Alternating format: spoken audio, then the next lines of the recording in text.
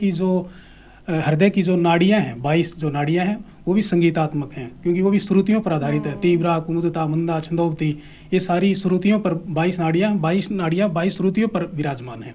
जैसे आजकल की युवा पीढ़ी अगर संगीत को विषय के रूप में अपना ले, बिल्कुल, तो क्या जॉब के पॉइंट ऑफ व्यू से आगे रास्ते खुलते हैं? कि होते हैं जिनमें हौसले, मिलते हैं उनको रास्ते, ये दुनिया नहीं है विद्यार्थियों, बुज़दिलों के वास्ते। है सन 1857 की हो, सन 1857 की हम 9 जनवरी बुलाना, चांदनी चौक कोतवाली में फांसी को लिया गले लगा, चांदनी चौक कोतवाली में फांसी को लिया गले लगा।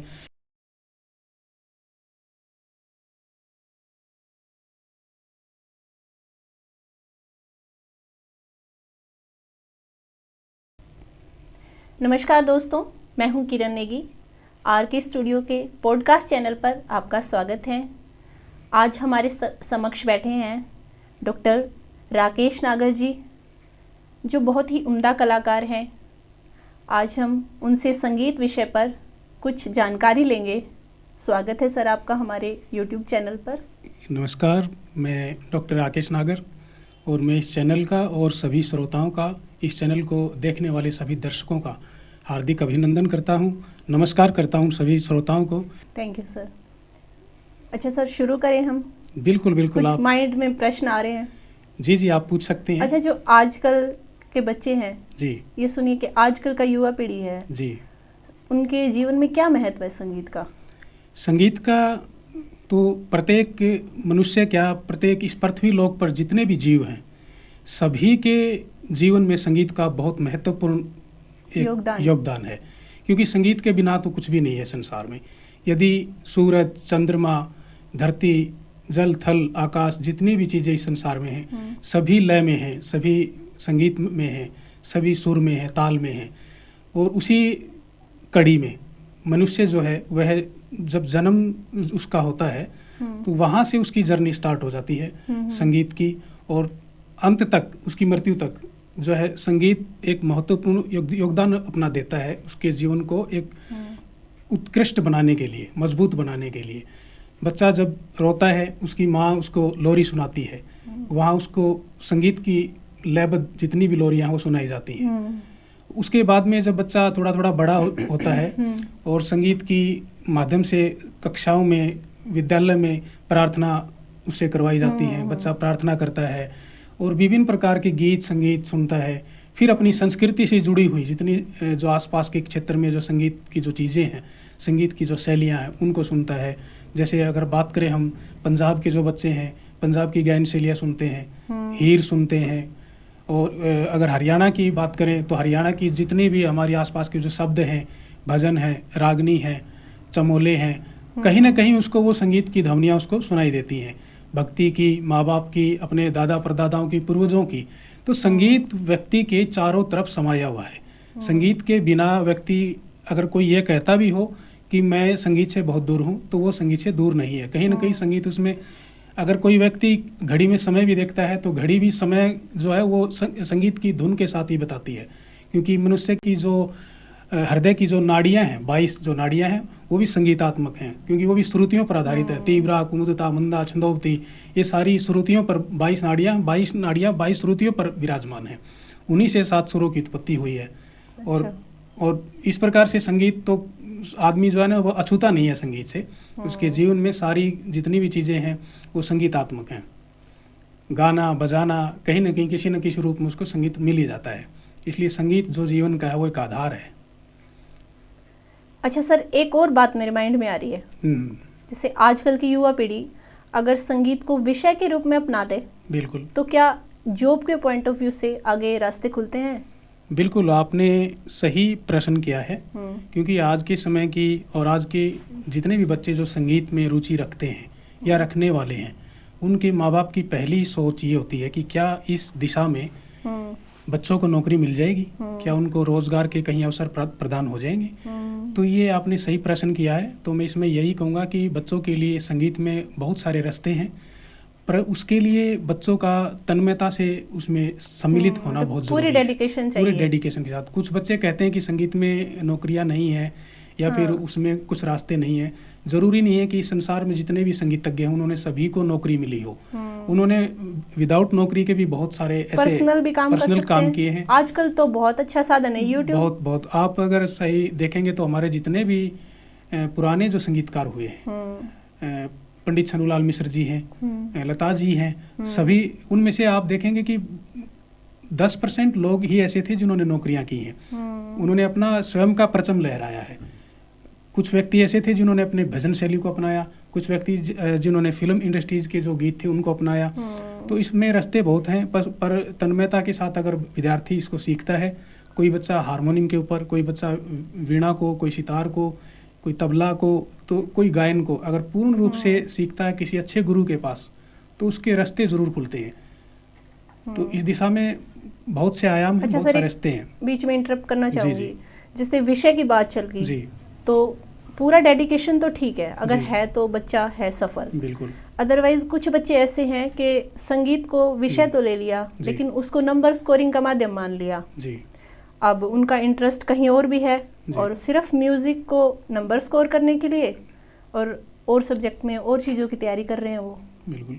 देखो, ऐसा तो मैं कहूँगा कि ऐसे विद्यार्थी जो केवल संगीत को एक अपने नंबर स्कोर को बढ़ाने के लिए केवल जरिया ही अपनाते मानते हैं, हैं। जरिया मानते हैं कि ये तो संगीत विषय है, इसमें नंबर आ जाएंगे। हाँ, तो प्रैक्टिकल ये बन जाएंगे। ऐसा कहीं ना कहीं होता तो गलत ही है, लेकिन कुछ बच्चे गलती से संगीत को नंबर स्कोरिंग के लिए ले लेते हैं और बाद में कुछ समय बाद उनको समझ आता है कि क्यों ना इस संगीत को सीख लिया जाए, और वो अच्छा कहीं संगीत सीखना शुरू कर देते हैं। मतलब उनका इंटरेस्ट बन जाएगा, अगर सब्जेक्ट में घुस गए और फिर इंटरेस्ट बन गया। तो उनके लिए कहीं ना कहीं ये अच्छा स्रोत भी है।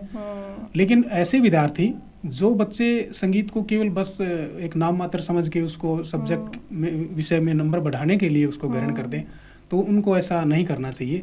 कहीं ना कहीं वह दूसरों बच्चों का नुकसान कर रहे हैं, या फिर कहीं ना कहीं संगीत विषय का जो है ना वो जिनकी सच में रुचि है उनका नुकसान हो रहा है। हाँ, उनका नुकसान हो रहा है, क्योंकि फिर जो लोग हैं उनकी दृष्टि में ऐसा हो जाता है कि संगीत के जो बच्चे हैं ऐसे ही होते होंगे, जिनको गाना भी नहीं आता, बजाना भी नहीं आता है। एक बच्चा पूरी डेडिकेशन के साथ म्यूजिक में लीन है और एक सिर्फ नंबर स्कोरिंग के लिए है। बिल्कुल। जमीन आसमान का फर्क है। जमीन आसमान का फर्क है, क्योंकि बच्चे अगर पूर्ण रूप से डेडिकेशन के साथ उसको अगर संगीत को सीखते हैं तो वह अपनी किसी एक विधा में वह अपने जो परचम को लहराएगा। कोई बच्चा हारमोनियम की उंगलियों पर अपनी अच्छी पकड़ बना लेता है, कोई बच्चा शास्त्रीय संगीत को अच्छा सीख लेता है, तो आगे चलकर वह जरूर एक अच्छा कलाकार बनता है। इसलिए कहते हैं कि होते हैं जिनमें हौसले, मिलते हैं उनको रास्ते। ये विशेष करके ये जो पद है ये संगीत के विद्यार्थियों के लिए मैं कह रहा हूँ कि होते हैं जिनमें हौसले, मिलते हैं उनको रास्ते, ये दुनिया नहीं है विद्यार्थियों बुज़दिलों के वास्ते। तो जो बच्चा बिल्कुल पूरी तन्मयता के साथ संगीत में आएगा, उसको ग्रहण करेगा, रियाज करेगा। एक छोटी सी संगीतकारों के लिए एक लाइन भी है कि जो रियाज करेगा वो राज करेगा। तो इस प्रकार से इस विषय को और भी बढ़ाया जा सकता है, और ऐसे ही विद्यार्थियों को संगीत सीखना चाहिए जिन्होंने पहले ही ग्रहण कर रखा है कि मैंने संगीत सीखना ही है। अच्छा सर, एक बात बताइए आप जी। पहले जो संगीत था जी वो समाज का, लोक संस्कृति का आईना होता था। बिल्कुल। आजकल की युवा पीढ़ी जो संगीत सुन रही है वो उनको किस दिशा में ले जा रहा है?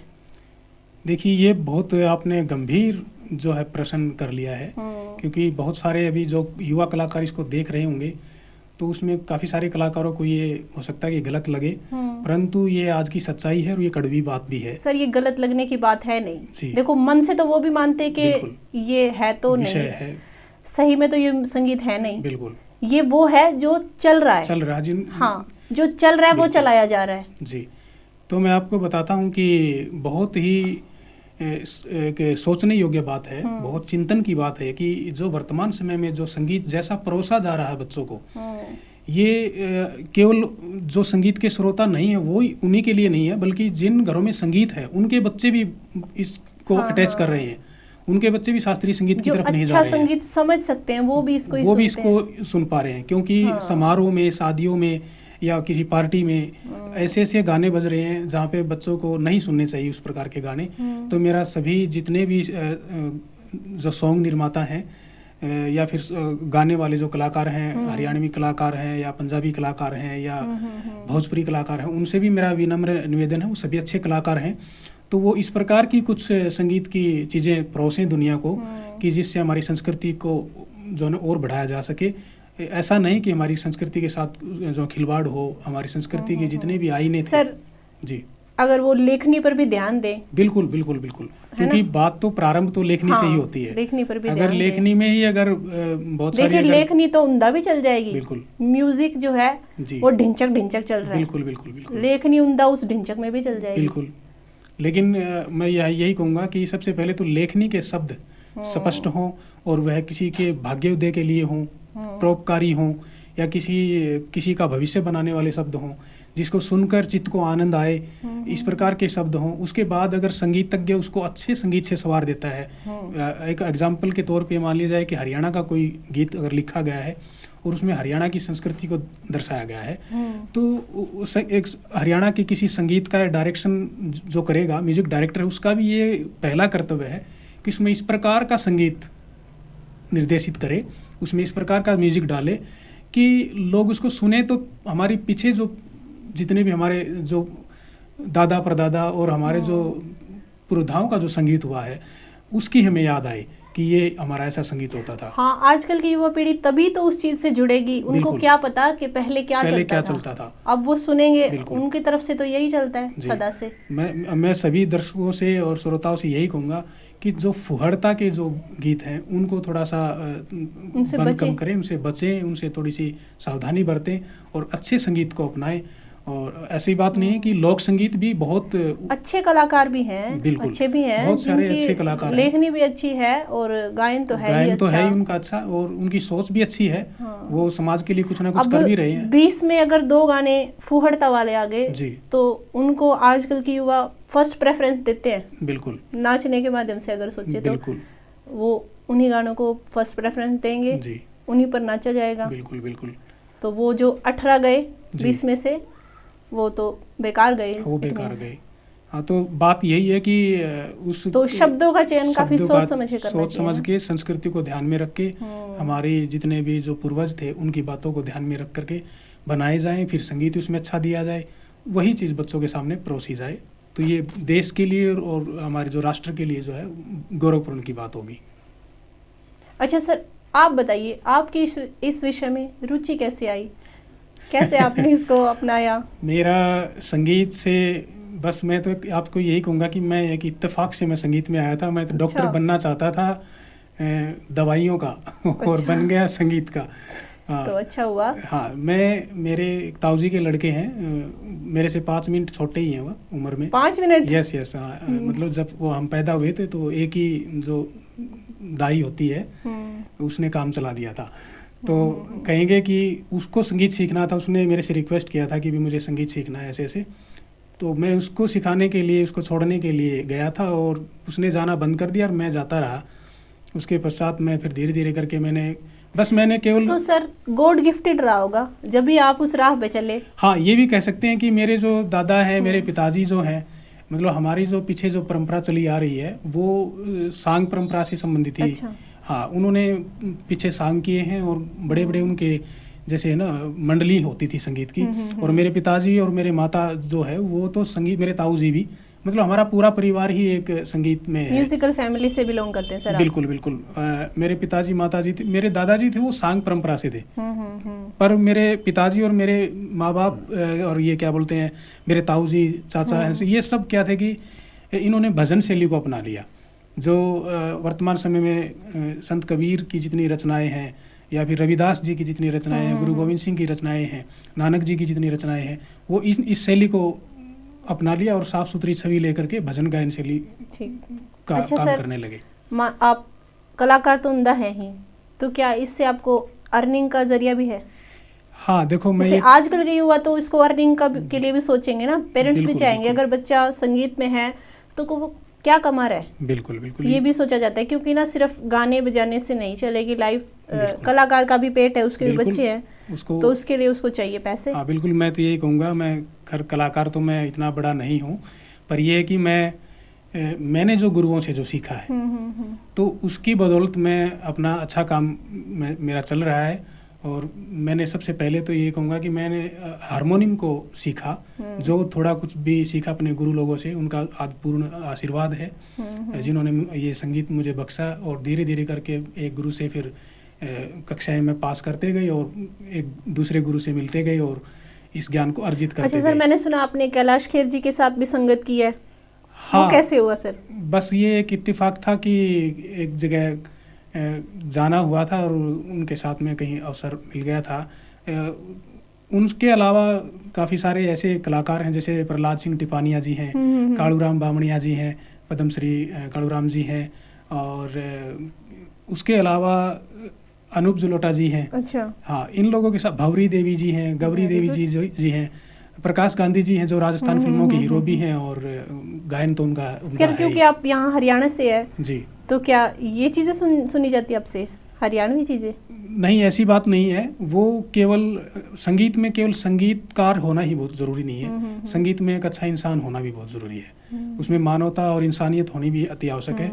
हो सकता है उन्होंने मेरा जो है ना नेचर, मेरा स्वभाव अच्छा लगा, वाइब्स मैच हो गई हो। बिल्कुल इस प्रकार से उनको मेरे विचार अच्छे लगे तो उन्होंने मुझे अवसर दिया हर जगह। जैसे कुमार विशु जी हैं, कुमार विशु जी से जब भी बात हुई बड़ा अच्छा, उन्होंने अच्छा हमारे साथ समर्पण किया, रिस्पांस दिया, वार्तालाप की, और साथ में अवसर भी मिले। और ये मैं अपने सौभाग्य की बात कहूँगा कि मैं तो दुनिया का सबसे एक जो है ना छोटा व्यक्ति अपने आप को समझता था, लेकिन एक 2016 में जब वर्ल्ड ऑफ गिनीज बुक का रिकॉर्ड बना तो मैं संगीत को सबसे बड़ा एक अपना देव रूप मानता हूँ, जिसकी बदौलत मुझे उस वहाँ पर जाने का मुख्य अवसर मिला। अच्छा। दुनिया की सबसे बड़ी मंच वो विश्व में एक ही बार लगी है और कभी शायद लगेगी भी नहीं, क्योंकि इसमें एक ही मंच पर 150 देशों के आर्टिस्ट, जिसमें आप कहें 20,000 हारमोनियम वादक, 36,000 जो है सितार वादक, 15,000 तबला वादक, इस प्रकार से एक कड़ी थी और सभी ने मिलकर के राग प्रस्तुत किए। अच्छा, फिर तो ये जो ये राग प्रस्तुत किए, इसका कुछ रिकॉर्डेड है? यस, आप जब जाकर के देखेंगे यूट्यूब पे या फिर किसी भी चैनल के माध्यम से आप देखेंगे WCF वर्ल्ड कल्चरल फेस्टिवल 2016, तो आपको सारा उसके ऊपर उसका रिकॉर्ड मिल जाएगा। और लाइव टेलीकास्ट जो हुआ था, बिल्कुल लाइव टेलीकास्ट हुआ था, और वो है उसमें श्रोताओं की तो सीमा थी ही नहीं। गायन की कौन सी विधा फिर आपने प्रस्तुत करी? गायन की विधाओं में जैसे राग हैं, मुख्य रूप से तो वहाँ राग ही प्रस्तुति थी सभी की। तो मेरा जो था वो सिम्फनी में हुआ था, और हारमोनियम की सिम्फनी में मेरे को वहाँ पे अवसर मिला था। और मेरे साथ मैं ही नहीं, एक मेरे जो है गांव से स्टूडेंट। आपने संगत की थी या आप गा रहे थे? हाँ, सभी जितने भी आर्टिस्ट थे उन्होंने वाद्यों के ऊपर उसको प्रस्तुत करना था। जो स्वर वाद्य हैं, हारमोनियम है, सितार है, वायलिन है, उन्होंने उन रागों की धुनों को प्ले किया था। और उनके साथ में जो ताल वाद्य हैं, जैसे तबला है, ढोलक है, मृदंग है, पणव है, केटल है, ड्रम है, इन सब ने उसके ऊपर ताल से संगत की थी। और इनके साथ में काफ़ी सारे वहाँ पे जो मुख्य रूप से गायक भी थे, जिन्होंने इन रचनाओं को फिर बाद में गाया भी था। आपको गायन का मौका भी मिला सर? हाँ, गायन का इसके बाद में फिर उनके एक संक्षिप्त रूप में उनकी जो जब हुई थी वहाँ पे, तो उसमें गोष्ठी हुई थी। हाँ, गोष्ठी हुई थी, उसमें अवसर मेरे को मिला था। उसके अलावा तो काफ़ी जगह अनूप जी के साथ में और सभी के साथ में मेरे को अवसर मिला है गायन के लिए। अभी शायद आने वाले समय में एक फिल्म आ रही है, तो उसमें भी एक अवसर मुझे मिला है। उसमें संगीत का निर्देशन भी मैंने उस गीत में किया है, और उसमें मेघ मल्हार से आधारित। फिल्म का नाम बताएंगे सर? अभी फिल्म का नाम क्योंकि अभी चल रहा है उसके ऊपर कार्य, तो शायद अभी नहीं उसका फाइनली हुआ नहीं। उसका जब हम बैठेंगे बात तो उसका शायद हो जाएगा। क्लासिकल उसमें जो गीत के जो बोल हैं वो लोक संगीत पर आधारित हैं। अच्छा। परंतु उसमें राग मेघ मल्हार का हमने प्रयोग किया और बंदिश का प्रयोग किया है। सर, आजकल जो कॉम्पिटिटिव एग्जाम्स आए उनमें किस तरह के प्रश्न आ रहे हैं म्यूजिक के? ये बहुत अच्छा आपने प्रश्न किया है, क्योंकि वर्तमान जो पीढ़ी है वो संगीत को नौकरी के लिए अपना रही है कि इसको नौकरी मिल जाए कहीं। तो संगीत जिन विद्यार्थियों के पास में +2 कक्षा जिन्होंने पास की है और वो अगर म्यूजिक में BA कर लेते हैं या किसी ऐसी शैक्षणिक संस्था से प्रभाकर या विशारद वगैरह के साथ हाँ। कर लेते हैं, परंतु साथ में कहीं म्यूजिक से या फिर किसी सब्जेक्ट से बीए कर लेते हैं। तो उनके लिए ये सुनहरा अवसर है। जैसे आजकल EMRS की जो पोस्ट हैं, एकलव्य मॉडल जो स्कूल हैं उनमें पोस्टें निकलती हैं म्यूजिक की, नवोदय विद्यालय की पोस्ट हैं, केंद्रीय विद्यालय की पोस्ट हैं, या फिर असिस्टेंट प्रोफेसर की कई पोस्ट निकलती हैं, DSSB की पोस्ट हैं। उसके लिए जब बच्चा परीक्षा में बैठता है तो उसमें इस प्रकार से संगीत, कुछ लोग कहते हैं कि संगीत में तो किस प्रकार के प्रश्न आते होंगे, संगीत तो एक वैसे गाने का सब्जेक्ट है। आम जनता को ना ये लगता है कि संगीत में तो सिर्फ गाया जाता है, लिखने में क्या लिख क्या रहे हैं। लेकिन मैं ऐसा बताता हूँ कि आप कई बार इसमें मैथ के जो विद्यार्थी हैं उनका भी दिमाग हिल जाता है। अभी 2016 में, जनवरी 2016 या 17 में एक प्रश्न आया था कि 3 ताल को कौन सी मात्रा से उठाएं कि उसकी दुगुन और चौगुन एक ही आवर्तन में आ जाए। अच्छा, तो इस प्रकार से ये जो प्रश्न है ये विद्यार्थियों को अवश्य करनी चाहिए। इसमें मैथ भी है, संगीत भी है, 3 ताल भी है। संगीत में मैथ तो है ही। हाँ, तो इसका मैं आंसर भी बता देता हूँ कि जैसे अगर 3 ताल को 5वीं मात्रा से उठाएं, 4 मात्रा जो है सिंपल और 5वीं मात्रा से उठाएं तो उसकी दुगुन और चौगुन एक ही आवर्तन में आ जाएगी। इस प्रकार से तो ये दिमागी जो है ना संगीत का इस्तेमाल किया गया है, दिमागी शक्तियों का इस्तेमाल किया गया है कि संगीत को किस प्रकार से आकर देखा जाए। तो ये और भी कई प्रकार के प्रश्न हैं। जैसे भी संगीत जो है वो है कितने प्रकार का होता है, या फिर नाद कितने प्रकार का होता है। तो बच्चे केवल इस हद तक याद करते हैं कि नाद जो है वो 2 प्रकार का होता है, लेकिन नाद की अवस्थाएं कई बार प्रकारों में पूछ ली जाती है। नहीं है अगर वो 2 प्रकार का याद करते हैं जी, तो संगीत विषय पर जैसे 12th में पढ़ रहे हैं अगर, तो इतना ही एक प्रश्न आता है जी, 1 या 2 नंबर का आता है। जी, तो उनको लगता है इतनी जानकारी सफिशिएंट है, क्योंकि वो नंबर गेन करेंगे ना, सिर्फ बिल्कुल इंटरेस्ट होगा वो तो पढ़ लेगा बच्चा, इसलिए उनकी गलती में नहीं कह सकती। बिल्कुल। इसलिए उसको थोड़ा सा, जब विद्यार्थी नौकरियों की तरफ जाना चाहे तो उसको एक डीपली उसको पढ़ना पड़ेगा कि भी नाद मुख्य रूप से 2 प्रकार का, आहत और अनाहत। लेकिन जब उसके अंदर जाकर के उसको देखा जाएगा तो नाद कहीं ना कहीं 5 प्रकार का भी है, या उसकी नाद की अवस्थाएं अलग हैं और नाद के प्रकार और नाद के भेद अलग हैं। तो उसमें हम कह सकते हैं कि पुष्ट अपुष्ट कृत्रिम, ये जो है नाद की ये भेद हैं। तो इतनी डीप नॉलेज नहीं लेते हाँ, बच्चे। जब इस हद तक जब वो जाएंगे तो कहीं ना कहीं किसी एग्जाम को क्वालिफाइड भी करेंगे और वह कहीं ना कहीं सफल भी हो जाएंगे। सर, एक गायन शैली है आल्हा, जी, उस विषय पर कुछ बताइए, क्या है वो?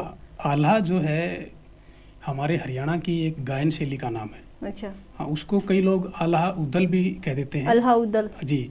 दरअसल क्या था कि इस शैली को गाने वालों में या फिर 2 भाइयों की कथा के ऊपर इसको जोड़ा गया है। अच्छा। आल्हा और उदल 2 भाई जो थे, उनके नाम पर ये गाथा जुड़ी हुई है। अच्छा। और ये जो हमारे वीर होते हैं उनके लिए, या फिर सीमा पर जितने भी जवान खड़े हैं उनके लिए, या फिर कुछ ऐसी जो हमारी चेतनाओं को जो शक्ति देती है, जो हमारे उसको योगदान को जो बढ़ाती हैं चीज़ें, उसको के लिए उठाने के लिए इसको सर आप हमें 2 पंक्तियां सुनाएंगे? हाँ बिल्कुल। एक अल्लाह जो है तो उसकी 2 पंक्तियां हैं कि हे सन 1857 की हो,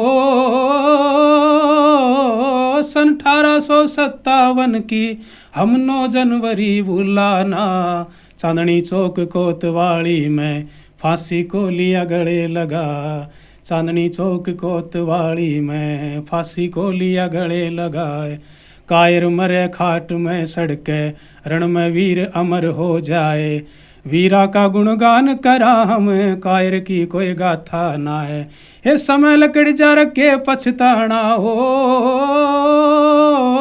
समय लकड़ जा के पछताना, बातें कहने को रह जाए, वल्लभगढ़ की रियासत के माँ बहुत पुराना सी गाँव। ये आल्हा है। वेरी गुड सर जी। अच्छा दोस्तों, बहुत लंबी बातचीत हो गई, सोचा नहीं था इतनी देर लगेगी। आज की पॉडकास्ट का यहीं समाप्ति करते हैं। जी। अगर आप लोग सपोर्ट करेंगे तो हम नेक्स्ट टाइम भी बैठेंगे, कुछ और प्रश्न जो माइंड में है वो भी पूछेंगे सर आपसे। बिल्कुल। बहुत बहुत धन्यवाद आपका आज यहाँ आने के लिए सर। आपका और आपकी टीम का भी मैं हृदय से आभार करता हूँ, जो आपने मेरे को ये अवसर दिया। आप सभी का धन्यवाद। Thank you sir.